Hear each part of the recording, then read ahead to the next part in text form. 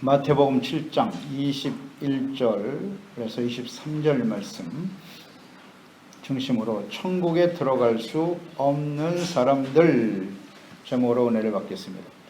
철로 역정은 성경 다음으로 많이 읽혀지는 책입니다. 천국을 향해 가는 순례자의 이야기를 그린 철로 역정. 영국의 작가인 존 버년이 감옥에서 쓴 책이지요.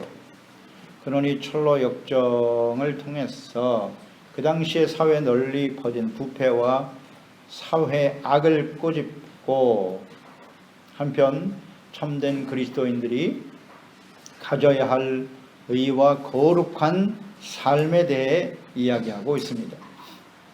직설적이면서도 은유적인 표현으로 천국에 이르기 위한 진실된 믿음과 의에 대해서 잘 기록하고 있습니다. 철로는 천국으로 가는 길이죠. 역정이라고 하는 말은 거쳐온 길, 지나온 과정이라는 뜻입니다. 그래서 이 존 버년이 꿈 이야기 형식으로 이루어진 이 철로 역정은 주인공인 크리스찬이 등에 무거운 짐을 지고 손에는 한 권의 책, 그 짐이라고 하는 것은 죄악의 짐이죠. 그 책은 성경입니다. 그것을 들고 고통스럽게 눈물을 흘리는 모습으로 시작합니다. 크리스찬은 자기가 살고 있는 그 도시가 곧 멸망할 것이다 라는 것을 생각합니다. 그래서 이 멸망의 도시가 엄청난 공경에 빠지게 될 것이다 생각하고 자기 아내와 자식들에게 권고합니다. 이 멸망의 도시를 우리는 빨리 떠나야 한다. 그리고 이 성경에서 말하고 있는 천국을 향해 가야 한다 라고 말하지만 그 아내와 자녀들은 받아들이지 않습니다. 따르지 않아요. 그래서 어쩔 수 없이 이 크리스찬이 혼자 아내와 자녀를 두고 천국을 향해서 천성을 향해서 나아가게 됩니다. 이 크리스찬은 천국을 향해 가는 이 여정에서 만난 전도자를 통해 생명에 이르는 좁은 문이 있다. 저 너머에는 영원한 세계가 있다. 하는 말을 듣고 믿음을 갖게 되지요. 그곳에 가면 자신의 등에 이렇게 무겁게 얹혀져 있는 이 짐도 풀려지게 될 것이고 영원히 죽지 않고 고통 없이 살 수 있을 것이다. 라는 말을 듣고 믿음을 갖게 됩니다. 그래서 구원에 대해서 그리고 영원한 생명을 위해서 길을 떠나지만 크리스찬은 그 과정에서 지금까지 살아왔던 세상살이보다 더 힘들고 어려운 여정을 맞이하게 되는 것이죠. 그러니 여정에서 수많은 사람들을 만나게 됩니다. 고집쟁이, 유순, 속세, 현인, 전도자, 인자, 해석자, 문지기, 수다쟁이, 절망의 거인 부부도 만나게 되고요. 소망을 만나게 되고 이 소망은 마지막까지 크리스찬과 함께 천국에 들어갑니다. 또 선한 목자도 있습니다. 이 이름대로 그들은 크리스찬이 천국을 향해 가는 여정에서 만나는 사람들의 이름인데요. 그들 중에는 미혹하는 사람들도 있고 미혹자, 잘못된 길로 가게 하는 거예요. 그리고 도움을 주는 사람들의 이름입니다. 그들을 만나면서 하나씩 깨달음을 얻게 되고 유혹자인 동시에 그들은 교훈이기도 했습니다. 그렇게 여러 사람들을 만나면서 크리스찬은 낙담의 늪을 지나기도 하고 죽음의 계곡을 건너기도 하고 허영의 도시라고 하는 그것도 지나게 되지요. 절망의 거인 그 성에 들어가서 엄청나게 고생을 하죠. 매를 맞기 정말 하나님의 은혜로 그곳에서 나오는 그런 과정도 보게 돼요. 또 기쁨의 성이라고 하는 곳에서는 참된 위로와 기쁨을 맛보기도 하지요.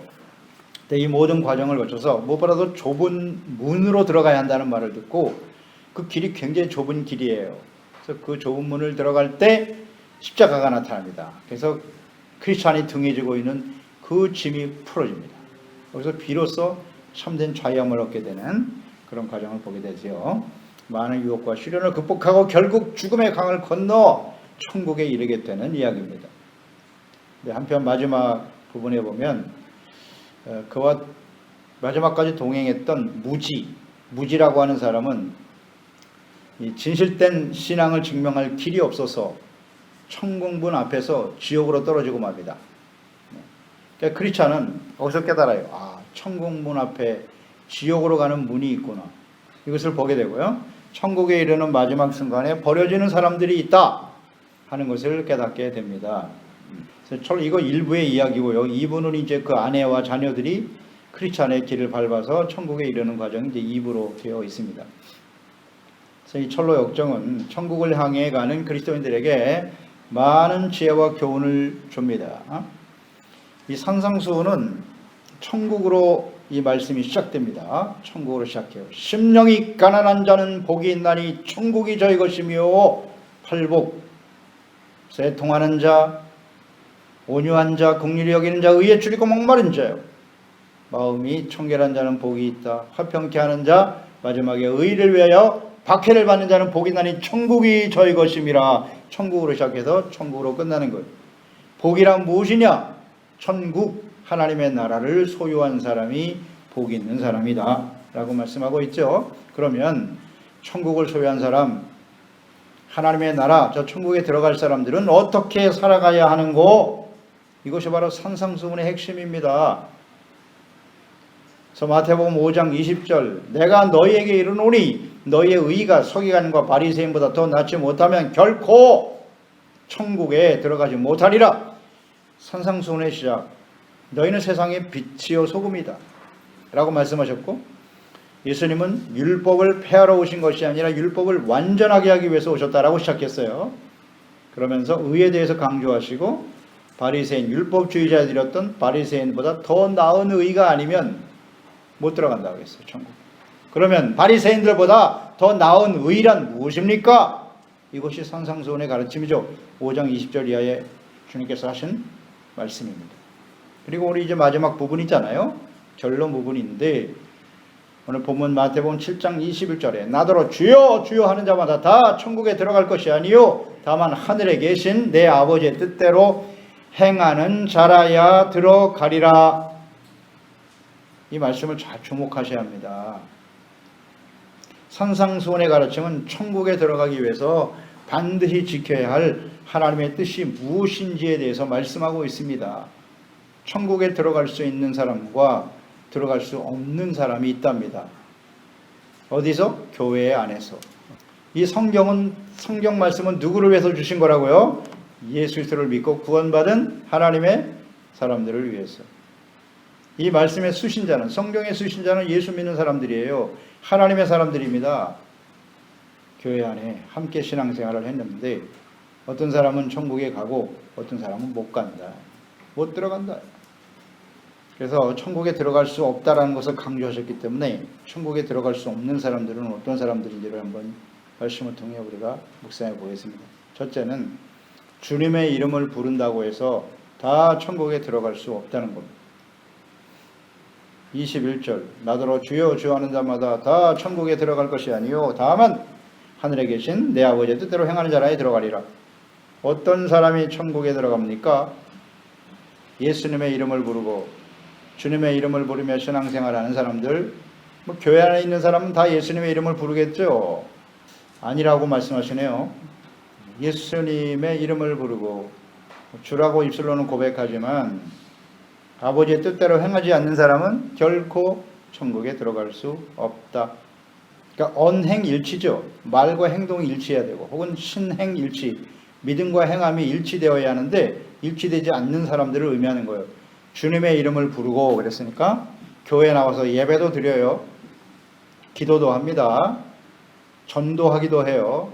또 주의 종이 돼서 하나님의 말씀을 가르치기도 하지만 신앙의 행위를 하는 것 이외에 그냥 종교적인 생활을 하는 거예요. 종교적인 행위, 의식, 하나님의 말씀과 뜻에 대해서 무지하고요. 잘 몰라. 그리고 또 하나 무관심, 관심이 없어요. 세상 정보와 지식에는 관심이 많은데 어떻게 하면 나에게 유익이 될까? 내가 더 많은 것을 소유할 수 있을까? 여긴 굉장히 관심이 많은데 하나님의 말씀에는 관심이 없어요. 잘 몰라요. 뭘 알아야 실천을 하죠. 하나님의 뜻을 실천한다는 건 무엇입니까? 의롭고 거룩한 생활이죠. 그런 모습을 그에게서 찾아볼 수 없다는 거죠. 없다. 우리는 이 말씀에 대해서 올바른 이해가 필요해요. 로마서 10장 9절로 13절 이하에 보면 내가 만일 내 입으로 예수를 주로 시인하며 또 하나님께서 그를 죽은 자 가운데서 살리신 것을 내 마음에 믿으면 구원을 받으리라. 사람이 마음으로 믿어 의에 이르고 입으로 시인하여 구원에 이르느니라. 성경에 이르되 누구든지 그를 믿는 자는 부끄러움을 당하지 아니하리라 하니 유대인이나 헬라인이나 차별이 없음이라. 한 분이신 주께서 모든 사람의 주가 되사 그를 부르는 모든 사람에게 부여하시도다. 누구든지 주의 이름을 부르는 자는 구원을 받으리라. 로마서 9장에는 주의 이름을 부르면 누구든지 구원에 이른다고 하셨어요. 구원을 받는다고.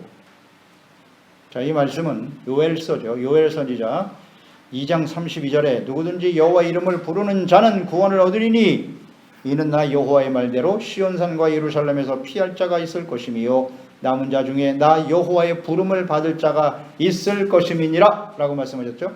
여호와의 이름을 주의 이름을 부르는 사람은 구원을 받는다고 하셨어요.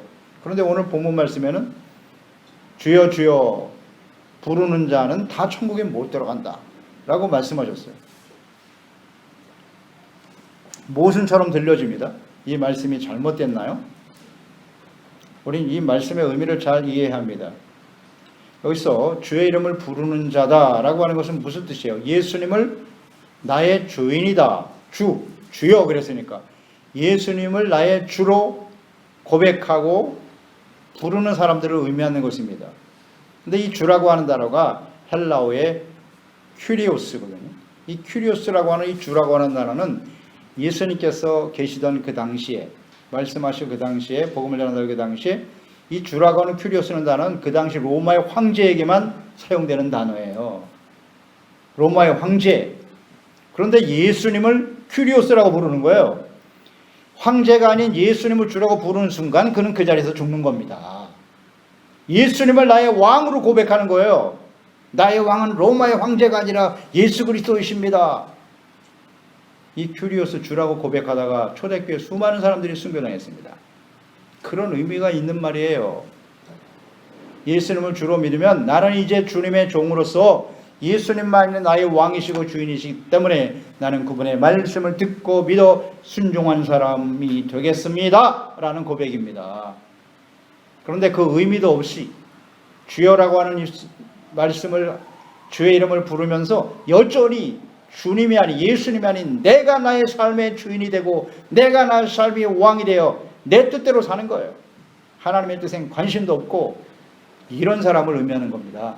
그런 사람을 믿어 구원받은 사람이라 할 수 없겠지요. 없습니다.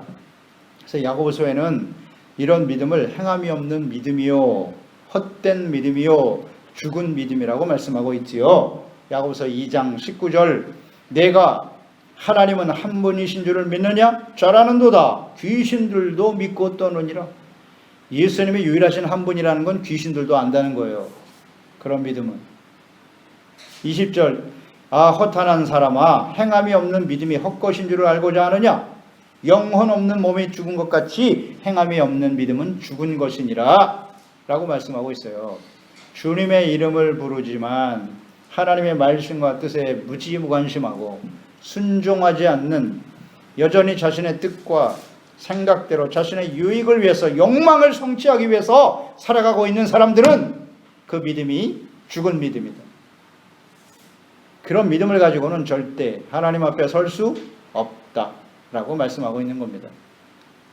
이런 사람들은 특히 말세에 마지막 때에 살아가는 교인들의 특징이에요. 이런 사람들은 교인이죠.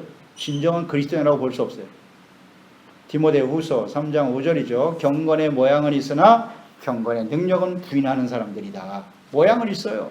종교적인 모습은 갖고 있는데 경건의 능력, 하나님의 말씀을 순종하는 의와 거룩한 삶은 없다는 거죠. 그러면 하늘에 계신 아버지의 뜻대로 행하는 자라에 들어간다고 그랬으니까요. 그럼 아버지의 뜻은 뭐지요? 여기서 말씀하신 아버지의 뜻은 산상수훈이라고 봐야죠. 마태복음 5장에서 7장까지의 말씀이라고 보면 됩니다. 이 산상수훈의 말씀이 성경 전체 요약입니다. 성경의 말씀을 아주 일목요연하게 요약해 놓으셨어요. 율법을 완성하기 위해서 오셨다고 말씀으로 시작하시잖아요. 그러니까 산상수훈 말씀만 잘 이해하고 따르면 돼요. 이것이 아버지의 뜻입니다. 그 말씀을 요약해 보면 하나님의 나라에 대한 소망을 가지고 살아가는 것이고요. 하나님이 다스리시는 하나님의 나라, 우리는 그의 다스림을 받는 의의 백성, 거룩한 백성으로 살아가는 것이 하나님의 뜻입니다. 율법의 완성, 율법에는 하나님의 사랑과 의가 들어있다고 했습니다. 그래서 이웃사랑입니다. 이웃사랑. 하나님과 이웃을 사랑하고 이것을 실천하는 의롭고 거룩한 삶, 무엇을 먹을까 입을까 마실까를 염려하는 사람들이 아니라 하나님의 나라와 그의 의를 나의 삶에 혹은 가치 우선순위로 삼고 살아가는 삶, 이 하나님의 뜻이에요. 간단하게 요약하면 그렇습니다. 그래서 마태복음 7장 12절이 산상수훈의 마지막 결론 부분이라고 했죠. 그러므로 무엇이든지 남에게 대접을 받고자 하는 대로 너희도 남을 대접하라. 이것이 율법이요 선지자니라. 율법과 선지자에 나타난 주님의 뜻이라고 분명히 말씀하고 있죠. 남에게 대접을 받고자 하는 대로 너희가 먼저, 내가 먼저 대접하라. 이것은 곧 이웃사랑에 대한 구체적 실천을 의미하는 거죠. 요한복음 13장 34절 새 계명을 너희에게 주노니 내가 너희를 사랑한 것 같이 너희가 서로 사랑하라. 갈라디아서 5장 14절이죠. 온 율법은 내 이웃 사랑하기를 내 자신같이 하라 하신 한 말씀에 이루어졌다. 이렇게 되어 있어요. 모든 율법이 내 이웃을 내 자신과 같이 사랑하고 실천하는 것에 대해서 이루어진다고. 이것이 산상수훈의 핵심이에요. 이것을 잘 지켜 행하라. 그런 행함이 없이, 구체적 실천이 없이 입술로만 주여 주여 주의 이름을 부른다고 해서 다 들어가는 건 아니다 라고 말씀하고 있습니다. 두 번째는 거짓된 믿음과 불법을 행하는 사람들 들어갈 수 없습니다. 믿음은 있는데 그 믿음이 진짜가 아니라는 거예요. 믿음을 가지고 주님을 섬긴다고 하는데 여전히 불법을 행하고 있어요. 못 간다. 22절 23절이잖아요. 그날에 많은 사람, 이 말씀 잘 주목해 보세요. 그날에 많은 사람이 나더러 주여 주여, 사람이 굉장히 많네요. 우리가 주의 이름으로 선지자 노릇하고, 목사죠 목사, 주의 이름으로 귀신 쫓아내고 능력도 행해요. 많은 권능도 행했습니다. 그때 내가 그들에게 밝히 말하되 내가 너희를 도무지 알지 못하니 불법을 행하는 자들아 내게서 떠나가라 하리라. 그날은 어떤 날일까요?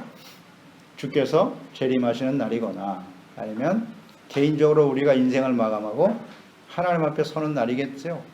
죽지 않을 사람은 아무도 없을 테니까. 죽으면 끝이면 얼마나 좋겠어요. 좋은 것도 아니죠. 절망이지. 끝이 아니라 하나님 앞에 서는 거예요. 거기서 하나님 앞에, 심판대 앞에 서게 되는 그날을 의미하는 거예요. 반드시 와요. 그날은 반드시 옵니다. 근데 그날에 많은 사람들이 주님의 이름을 부르면서 선지자 노릇도 하고 목사였다는 거예요. 목사.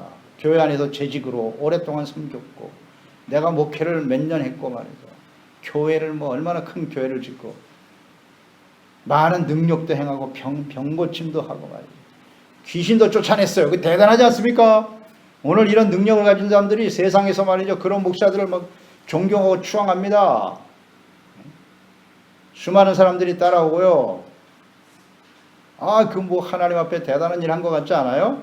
그런데 이런 사람이 딱 하나님 앞에 섰는데 주님께서 내가 너를 몰라 이렇게 말씀하신다는 거 아닙니까? 예수님께서 선행절에서 우리가 보았죠. 넓은 문, 넓은 길, 좁은 문, 좁은 길을 가는 사람들이 있는데 둘 중에 하나예요. 우리 그리스도인들 중에는. 그런데 좁은 문으로 가고 있는 사람을 넓은 문으로, 넓은 길로 가도록 미혹하는 사람이 있으니 그들이 누구다? 거짓 선지자예요. 거짓 목사가 하는 일이 뭐냐? 좁은 문, 좁은 길, 하나님의 말씀을 따라 순종하며 가는 길이거든요. 그 길에서 떠나서 넓은 문, 넓고 편안한 길, 아무 생각 없이 갈 수 있는 길, 그저 세상에서 죄를 짓고 제 마음대로 살 수 있는 길이 넓은 문 아닙니까? 세상에서 출세하고 성공하고 조금 죄를 져도 상관없어요. 성공만 하면 되는 거야 그냥. 이게 거짓 목사입니다. 거짓 선지자예요. 이렇게 유혹하는 그런 거짓 목사와 그리스도인들은 주님의 이름을 부르고 있고 기도도 하고 하나님의 말씀을 전하기도 하고 능력도 행하지만 예수님께서 그들을 도무지 알지 못한다 라고 말씀하세요. 내게서 아주 떠나라고 말씀하셨어요. 나와 상관이 없다고. 그 이유는 무엇이라고요? 그들이 불법을 행하는 자들이었다 라고 말씀하셨네요. 불법. 잘 생각해 보세요. 우리가 예배도 드리고 기도도 해요. 전도도 하고 많은 사람을 전도할 수도 있습니다. 목사가 돼서 수많은 사람을 가르치고 하나님의 말씀을 전하고, 그런데 불법을 행하고 있다고요. 불법은 뭐예요? 하나님의 율법의 말씀을 지키지 않고 있다는 거죠. 율법에 나타난 하나님의 뜻은 뭐냐? 사랑과 의라고 그랬잖아요. 그런데 하나님의 말씀을 지키지 않아요. 세상에 있는 법도 지키지 않아요, 목사가. 그래서 세상의 법정에서 죄인이라고 죄가 있다고 판정을 받아요. 그런데도 떳떳하게 나는 죄가 없어 이러고 있다고요. 하나님의 법을 세상의 법만도 못하게 생각하는 사람이에요. 하나님의 말씀. 그런 사람은 진짜 목사라 할 수 있을까요? 아주 떳떳해. 하나님이 나를 용서하셨다. 그 정도만 해도 괜찮아요. 나는 억울하게 애매하게 고난을 받고 있는 거야.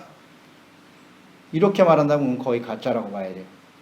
다윗 같은 경우도 하나님께 범죄했죠. 심각한 죄를. 그는 고백했잖아요. 그 자리에서 내가 잘못했다고. 그렇다면 좀 혹시 가능성이 있을지 모르겠습니다. 여전히 불법을 행해요. 하나님의 말씀을 지키지 않는다는 겁니다. 산상수훈의 말씀 따르지 않아요. 무슨 어떤 능력을 행했다. 특히 이단들 중에 그런 사람들이 많죠. 능력을 행하고 병 고치고, 봐라 이런 병을 고치는 사람은 위대한 목사가 아니냐, 우리가 존경해야 마땅하지. 그래갖고 신격화하는 거예요. 신격화예요. 모든 사람들은 거기에 또 다 넘어가가지고 이야 이런 능력을 행한 저게 진짜 하나님의 사람 아니겠느냐. 불법을 행하는 자들은 절대 하나님 앞에 설 수가 없어요. 예수님 말씀하시지 않습니까? 율법에 나타난 하나님의 뜻은 뭐다? 사랑과 의. 언제나 생각하세요. 사랑과 의입니다. 율법을 완성하기 위해서 오신 분이 예수님이신데, 하나님의 아들 예수님이 십자가에 못 박히셨잖아요. 그 십자가에 나타난 하나님의 뜻은 뭐다? 사랑과 의. 디시아, 의. 죄에 대해서는 하나님 엄격하세요. 아주 무섭습니다. 그 죄에 대해서 깨닫고 돌이키면 하나님이 용서해 주시는 사랑, 그게 십자가잖아요. 율법에 나타난 하나님의 뜻이고요. 주님의 말씀을, 하나님을 사랑해서 주의 말씀을 지켜 순종함으로써 하나님 사랑, 이웃 사랑을 실천하는 것이 뭐다? 의, 주스티시아. 그러니까 말씀을 모르고서는 의의 삶을 살아갈 수 없겠죠. 우리 이런 걸 한번 묵상해 보죠. 하나님의 말씀을 모르는 상태에서 그 기준이 없는 거니까요.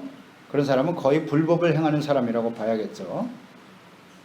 또 하나는 하나님의 말씀을 듣고 배운 사람들이에요. 교회 안에 있는 사람들이죠. 말씀을 배웠어요. 그런데 지켜 행하지 않는다. 특히 말씀을 가르치는 목사가 하나님의 말씀을 지키지 않는다. 그러면 어떻게 될까요? 더 심각해지는 겁니다. 알고도 믿지 않고 불순종하는 사람이 더 나쁜 거예요. 누가복음 12장 45절 47절에 만일 그 종이 마음에 생각하기를 주인이 더디 오리라 하여 남녀 종들을 때리고 먹고 마시고 취하게 되면 생각하지 않은 날 알지 못하는 시각에 그 종의 주인이 이르러 엄히 때리고 신실하지 아니한 자의 받는 벌에 처하리니 주인의 뜻을 알고도 준비하지 아니하고 그 뜻대로 행하지 아니한 종은 더 많이 맞을 것이요. 이렇게 돼 있어요. 그래서 지옥에 가면 가장 뜨거운 불 속에 대부분 목사들이 있다는 거예요. 당연한 것이라고 봅니다. 이 말씀을 통해서 보면 얼마나 많은 사람들을 미혹하고 잘못 가르쳐서 지옥의 길로 인도하고 있으니까요. 그 받을 심판이 너무너무 큰 거예요. 그래서 우리가 신앙생활을 오래 할수록 교회 안에서 직분과 직임을 맡게 될수록 더욱 하나님 앞에 두려워해야 돼요. 내가 잘못 가르치고 잘못 행동하면 수많은 사람들을 잘못된 길로 인도할 수 있기 때문입니다. 이런 사람들은 주님의 이름을 부르고 가르치고 기도도 하고 전도도 하겠지만 다 거짓입니다. 거짓된 믿음을 가진 사람들이고 절대로 하나님 앞에 설 수 없습니다. 하나님 앞에요, 불법을 행하면 빛과 어둠이 함께 존재할 수 없는 것이거든요. 빛과 어둠이 어떻게 함께 있을 수 있습니까? 빛이 들어오면 어둠이 사라지는 거예요. 빛이 사라지면 그대로 어둠인 거고, 빛은 하나님의 말씀이고 예수 그리스도인데 그 빛과 예수님이 들어오면 우리의 죄악된 불법이 드러나게 되잖아요. 그러면 정상적인 사람이라면 그것을 버리죠. 그 죄악된 삶이라고 버리게 되고 또 다시 돌이켜서 주님의 말씀을 따라가는 거 아니겠어요? 그런데 그 불법을 내가 행하면 이건 다 의로운 거야. 위험하죠. 또 하나 주목할 것은 많은 사람이 그랬어요. 많은 사람이 이런 모습을 갖고 있다고 말씀합니다. 불법을 행하면서도 종교적인 행위와 열심을 자랑하면서 천국에 들어갈 수 있다고 자랑하거나 가르치는 거짓 목사와 거짓 믿음을 가진 교인들이 너무 많다고 하시잖아요, 예수님께서. 그러니까 얼마나 많은 사람들이 신앙생활하고 주님을 섬기다가 이제 나는 천국으로 갈 거야 하고 죽었다가 일어나 보니까 지옥에 떨어져 있다. 그런 사람이 굉장히 많다는 거예요. 지금 이 말씀은. 이거 간과하면 안 됩니다. 이런 사람들은 넓은 문, 넓은 길로 가는 사람들이에요. 좁은 문, 좁은 길로 가지 않고. 불편하거든요. 사람도 많지 않아요. 어떻게 하나님 말씀대로 살아? 이 세상 속에서 거부하는 거고, 적당히 타협하면서 좋은 게 좋은 거지 하면서 신앙생활 하려고 하는 사람들. 여기 걸리는 겁니다. 그러면 결론적으로 이렇게 정리하고 마치죠. 그럼 어떻게 해야 천국에 들어갈 수 있을까요? 첫째는 온전한 믿음과 신앙 고백이 있어야 해요. 오늘 말씀 가운데 나더러 주여 주여 하는 자마다 다 천국에 들어갈 것이 아니다 라는 말씀을 하셨는데요. 이 말씀을 잘 보시면 주님의 이름을 부르는 자들이 다 천국에 들어가지 못한다는 말씀이 아니잖아요. 주님의 이름을 부르는 사람은 천국에 들어갈 수 있습니다. 반드시 주님의 이름을 불러야 들어가요. 예수님을 나의 주님이라고 고백하고 나의 왕이라고 믿고 고백해야 들어가는 거예요. 당연한 고백이 있어야 합니다. 그래서 로마서 10장 9절 10절 말씀이 그런 겁니다. 내가 만일 내 입으로 예수를 주로 큐리오스 나의 왕이요 나의 주인이라고 고백하고 시인하고 또 하나님께서 그를 죽은 자 가운데서 살리신 것을 내 마음으로 믿으면 구원을 받으리라. 사람이 마음으로 믿어 의에 이르고 입으로 시인하여 구원을 받으리라 하셨어요. 마음과 입이 다르면 안 된다는 거예요. 예수님을 주로 받아들였으면 예수님을 주로 고백하다가 순교당한 사람처럼 어떤 상황이 다가와도 예수님과 하나님의 말씀을 나의 가장 삶의 중심으로 고백해야죠. 내가 좀 불편하고 손해를 보고 고통과 아픔을 당해도 예수님의 말씀을 순종하고 따르는 사람들이 예수님을 주로 고백한 사람들 아니에요? 진실한 고백이에요. 이건 하나님도 알고 자기 자신도 알고 사람들이 봐도 알아요. 저 사람이 정말 예수님을 주인으로 섬기는 사람인지 자기 자신의 욕망과 자신의 뜻을 따라 살아가려고 하는 사람인지 보면 알겠죠.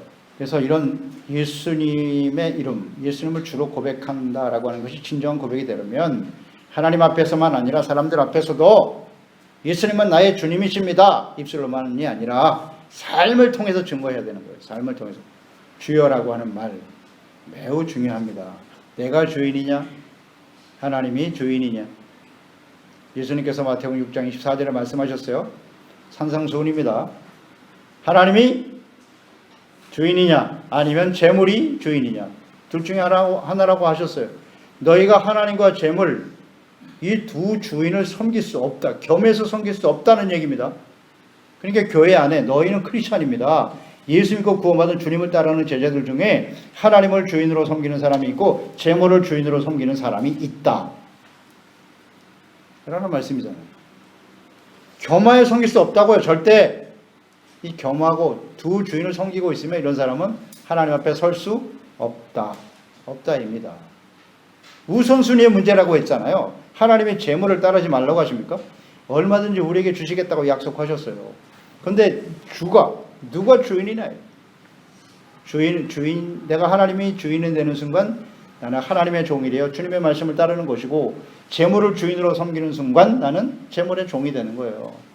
돈을 위해서 못하는 짓이 없는 거죠. 돈이 시키는 대로 하는 거예요. 돈 버는 일이면 무엇이든지 하는 거지. 하나님의 말씀을 그냥 가치없이 던져버리고 이런 사람들이 하나님 앞에 설 수 있을까요? 이 문제입니다. 또 하나는 둘째는 하나님의 아버지의 뜻대로 하나님 아버지의 뜻대로 행해야 돼요. 실천해야 됩니다. 그래서 하나님의 뜻이 무엇인지 산성수훈에 나타난 것이 하나님의 뜻이라고 했어요. 또 한 군데 우리가 찾아볼 말씀은 요한복음 6장 38절로 40절에 보면 이런 말씀하셨어요. 내가 하늘에서 내려온 것은 내 뜻을 행하려 함이 아니요 예수님께서 나를 보내신 이의 뜻을 행하려 함이니라. 아버지죠. 아버지의 뜻을 행하기 위해서 왔는데 나를 보내신 이의 뜻은 뭐냐? 내게 주신 자 중에서 내가 하나도 잃어버리지 아니하고 마지막 날에 다시 살리는 이것인데 내 아버지의 뜻은 아들을 보고 믿는 자마다 영생을 얻는 이것이니 그렇습니다. 아들을 보고 믿는 자에게 구원과 영생을 얻도록 하기 위해서 예수님이 이 땅에 오셨다는 거예요. 예수님을 이 땅에 보내신 것이 아버지의 뜻이다. 그러면 그 아들, 우리도 예수 그리스도 안에서 아들이 되었죠. 예수님이 하나님의 아들인 것처럼 예수 그리스도를 영접하는 순간, 주로 영접하는 순간 우리는 뭐가 된다? 하나님의 자녀가 된다고 하셨잖아요. 그러니까 우리가 하나님의 자녀로서 산상수훈의 말씀을 지켜 순종하는 의롭고 거룩한 삶을 살아감으로써 우리를 보고 모든 사람들이 예수 그리스도를 믿고 구원받게 하는 거죠. 이게 아버지의 뜻이에요. 아버지의 뜻입니다. 그래서 이 말씀을 참 간단한 진리인데요. 잘 이해해야 돼요. 내가 불법을 해. 나를 통해서 많은 사람들에게 내가 열심히 전도도 할 수 있어요. 전도해서 많은 사람들이 예수를 믿었어요. 근데 열심히 전도를 하는데 하나님의 말씀을 따르는 의의 삶에는 관심이 없네. 이거 굉장히 잘못된 오류입니다, 여러분. 이거 정말 조심해야 돼요. 내가 열심히 선교도 하고 전도도 해서 주님을 열심히 섬겨서 봉사도 하고 헌신도 했는데 여전히 불법을 행하고 있다. 그러면 이 불법이 다 무마될 수 있을까요? 하나님 내가 전도 많이 했잖아요. 주님을 위해서 열심히 봉사하고 섬겼잖아요. 그러니까 이 정도 불법을 행하는 건 괜찮지 않나요? 어떻습니까, 여러분? 이렇게 생각하는 사람들이 교회 안에 상당히 많아요. 물론 열심히 전도도 하고 기도하고 예배드리고 섬겨야지만 불법을 버려야 돼요. 이게 정말 중요한 문제라고 우리에게는요. 같이 있을 수 없다는 겁니다.